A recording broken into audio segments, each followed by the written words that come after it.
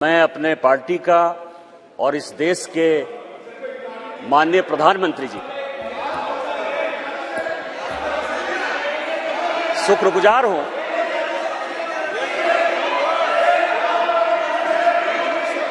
कि इस ऐतिहासिक बिल पर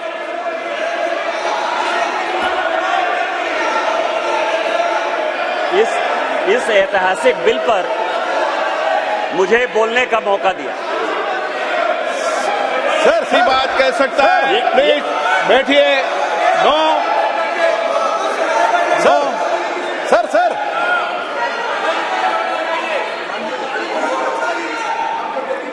माननीय अध्यक्ष जी, मैं अधीर रंजन जी को इतना पूछना चाहता हूं, क्या महिलाओं की चिंता सिर्फ महिलाएं ही करेगी, पुरुष नहीं कर सकते हैं? किस प्रकार के समाज की आप रचना चाहते हैं भाई? महिलाओं की चिंता, महिलाओं का हित, महिलाओं से आगे बढ़कर भाइयों ने सोचना चाहिए। यही इस देश की परंपरा है। महिलाओं के बारे में सोचने का अधिकार सभी को है। तो हमारे साथी सांसद निशिकांत जी खड़े हुए हैं, इसमें उनको क्या आपत्ति है? उनको खड़ा होने नहीं मिला पहले, इसलिए थोड़ा जेलस हो रहे हैं शायद। निशिकांत जी।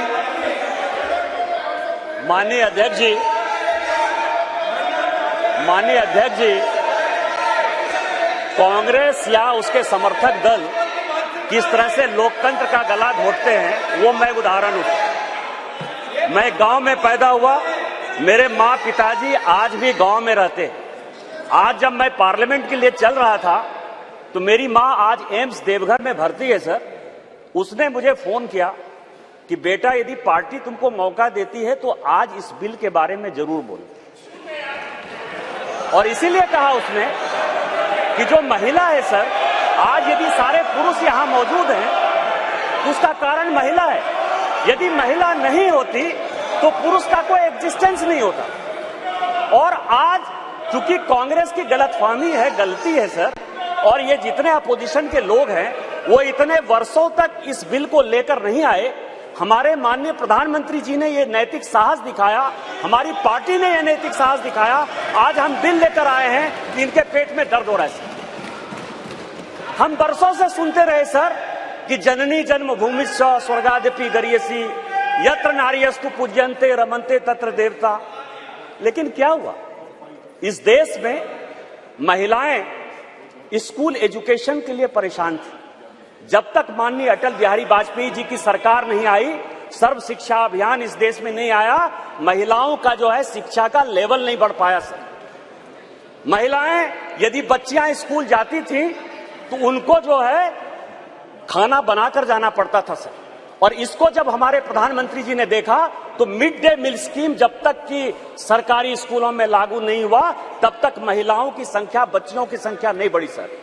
और उसके बाद जो सबसे बड़ा प्रॉब्लम था, इस देश के प्रधानमंत्री ने जो सबसे बड़ी बात की कि उनको सम्मान दिया सर।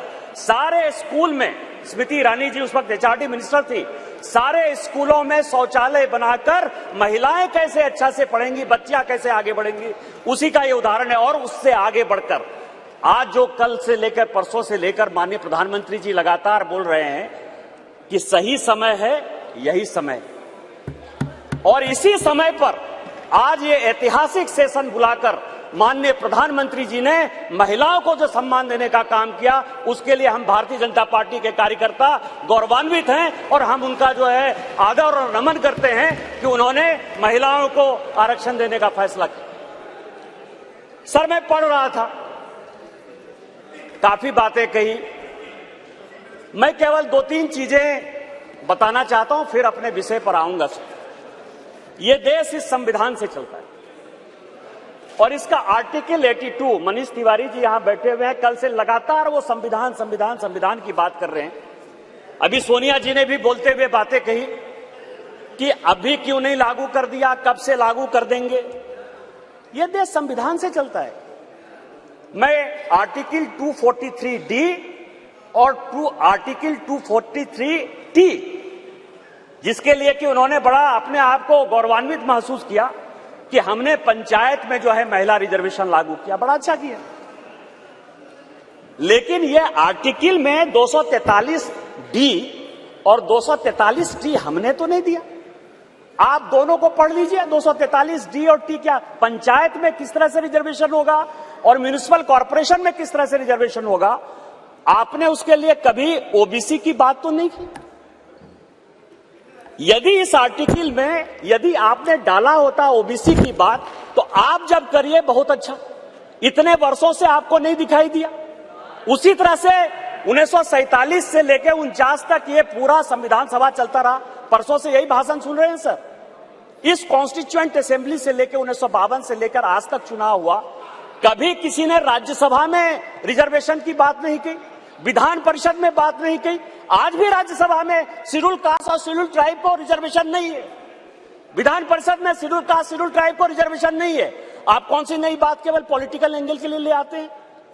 आपने जब नहीं किया, जब तक आज तक जो है भारत के संविधान में यह कहा गया कि राज्यसभा में कोई रिजर्वेशन नहीं होगा, विधान परिषद में कोई रिजर्वेशन नहीं होगा, और जब माननीय प्रधानमंत्री जी और भारतीय जनता पार्टी इस बिल को लाती है तो आप कहते हैं राज्यसभा में रिजर्वेशन नहीं है, विधान परिषद में रिजर्वेशन नहीं है। आप पंचायत में कहिए कि कोई ओबीसी को रिजर्वेशन नहीं होगा, चाहे म्युनिसिपल कॉर्पोरेशन में कोई ओबीसी को रिजर्वेशन नहीं होगा। और आर्टिकल 82 है सर, जो एडजस्टमेंट ऑफ ईच सेंसस की बात कर रही है और सीट बढ़ाने की बात, सब पढ़ लीजिएगा इस आर्टिकल को। इसमें कहा गया है कि 2026 तक सभी चीजों को हमने फ्रीज कर दिया है।